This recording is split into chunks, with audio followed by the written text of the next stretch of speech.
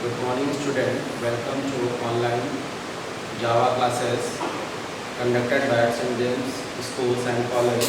Here we are going to teach class 9 computer chapter 2 introductions to Java.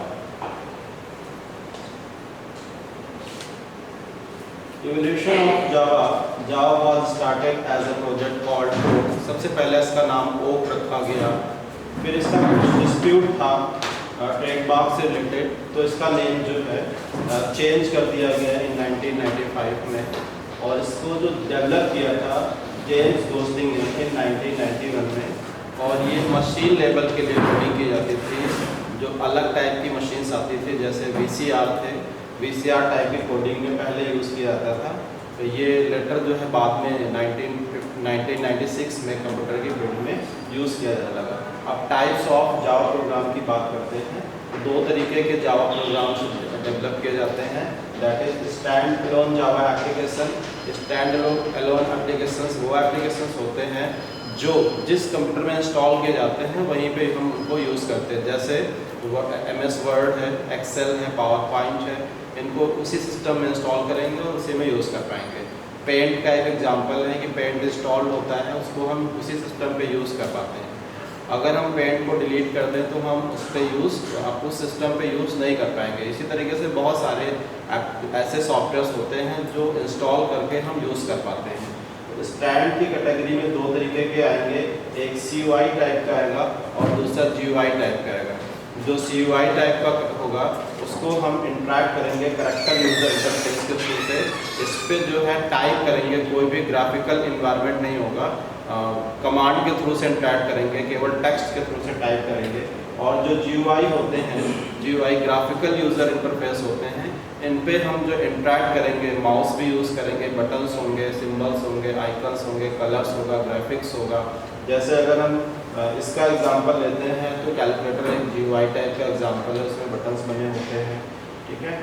Next है जावा एप्लेट्स। ये ऐसे programmes होते हैं जो इंटरनेट पे रन करते हैं, वेब पे रन करते हैं, इनको हम जावा एप्लेट्स बोलते हैं। नेक्स्ट हमें ट्रांसलेटर समझना है।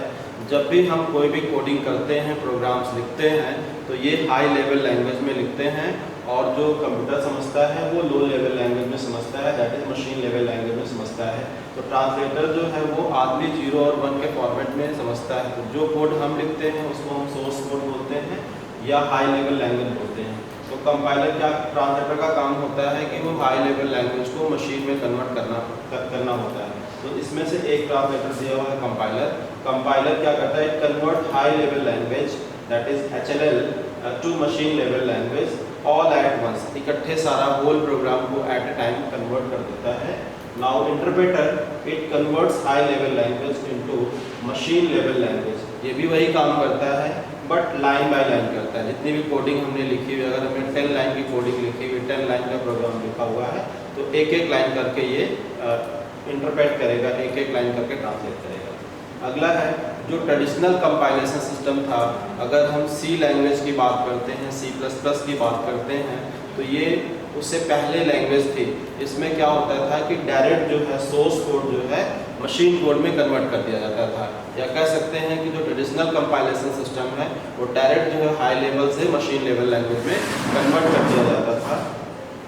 नेक्स्ट, बट जो जावा कंपाइलेशन सिस्टम है ये 2 स्टेप में फॉलो होता है, 2 स्टेप में किया जाता है। तो स्टेप पहला है जो हम सोर्स कोड लिखते हैं, दैट इज जो हाई लेवल लैंग्वेज में जो हम कोडिंग करते हैं, जो हम लाइन लिखते हैं, जो प्रोग्राम लिखते हैं, program is known as source code. उसको कंपाइलर कन्वर्ट कर देता है इनटू बाइट कोड। तो बाइट कोड में कन्वर्ट करने के बाद फिर जो है इसी बाइट कोड पे इंटरप्रेटर काम करता है। इंटरप्रेटर यहाँ पर न्यू लाइन में आ गया है, ये सही हो जाना चाहिए। इंटरप्रेटर और JVM, इंटरप्रेटर को ही हम क्या बोलते हैं, JVM बोलते हैं, और ये इसको जो है मशीन कोड में कन्वर्ट कर देगा। बाइट कोड जो है हमारा प्लेटफॉर्म इंडिपेंडेंट होता है, इसको आप किसी भी मशीन पे ले जा करके रन कर सकते हैं। बस वहाँ पर क्या होना चाहिए, इंटरप्रेटर होना चाहिए या JVM होना चाहिए, और ये फिर उसको JVM जो है उसको मशीन कोड में कन्वर्ट कर देगा। और फीचर्स ऑफ जावा, अब हम यहाँ पे सीखेंगे फीचर्स ऑफ जावा क्या है। सबसे पहला फीचर्स है सिंपल, जावा एक सिंपल जो है प्रोग्रामिंग लैंग्वेज है, इजी टू लर्न है, इसको हम आसानी से लर्न कर सकते हैं, आसानी से सीख सकते हैं। तो ये सबसे पहला फीचर आपका सिंपल फीचर है। Next is robust. रोबस्ट जावा का कोड जो है रोबस्ट है, रिलायबल है, बिकॉज इसमें दो तरीके से एरर चेक की जाती हैं। एक सिंटैक्स एरर, अगर हमने कोई भी प्रोग्राम कोडिंग में टाइपिंग में मिस्टेक की है उसको हम सिंटैक्स एरर बोलते हैं, तो कंपाइलर जो है सिंटैक्स एरर को चेक कर लेगा। उसके बाद अगर कोई रन टाइम एरर आ जाती है, जैसे मेमोरी ओवरफ्लो हो गई, मेमोरी भर गई है, आप ऑक्यूपाई नहीं कर पाती, इस टाइप की अगर कोई एरर आती है तो वो रन टाइम एरर होती है। तो रन टाइम एरर को इंटरप्रेटर चेक कर लेता है। तो दो तरीके की यहाँ पे एरर जनरेट होती है, एक सिंटैक्स टाइप की एरर, यानी टाइपिंग में अगर हमने कोई मिस्टेक की है तो वो कंपाइलर चेक कर लेगा, और दूसरी जो है अगर कोई रन टाइम एरर आती है तो उसको जो है इंटरप्रेटर चेक कर लेगा, और चेक करने के बाद हमारा प्रोग्राम जो हो जाएगा वो रिलायबल हो जाएगा, किसी भी तरीके से कोई भी प्रॉब्लम या कोई भी इशू नहीं आएगा। तो ये फीचर आपका रोबस्ट का होगा। नेक्स्ट सिक्योर, तो रोबस्ट से रिलेटेड ही है सिक्योर। जब हम अपना प्रोग्राम से इंटरचेंज करते हैं information between two system on network is secure. जब इंटरचेंज करते हैं तो वहाँ पर एक ऐसी टेक्निक यूज़ की जाती है, इनक्रिप्शन और डिक्रिप्शन टेक्निक यूज़ की जाती है। तो जो हमारा डेटा होता है वो दूसरे फॉर्मेट में, या कह सकते हैं उसमें कुछ एक्स्ट्रा बिट ऐड कर दी जाती हैं, तो वो इनक्रिप्ट हो जाता है और फिर जो है वो नेटवर्क में ट्रैवल करता है। ट्रैवल करते समय अगर वो हैक भी हो जाता है तो वो जो हैकर्स होगा उसके पास चेंज हुई इंफॉर्मेशन मिलेगी, और फिर जब जाकर के जहाँ पहुँचना है डेस्टिनेशन पे पहुँच जाएगा। डेस्टिनेशन पहुँचने पर वो जो एक्स्ट्रा बिट्स ऐड हुई थी वो डिक्रिप्ट हो जाएंगी, माइनस हो जाएंगी। इस तरीके से हम कह सकते हैं कि जो हमारा जावा का कोड होता है वो सिक्योर होता है, जावा का प्रोग्राम सिक्योर होता है।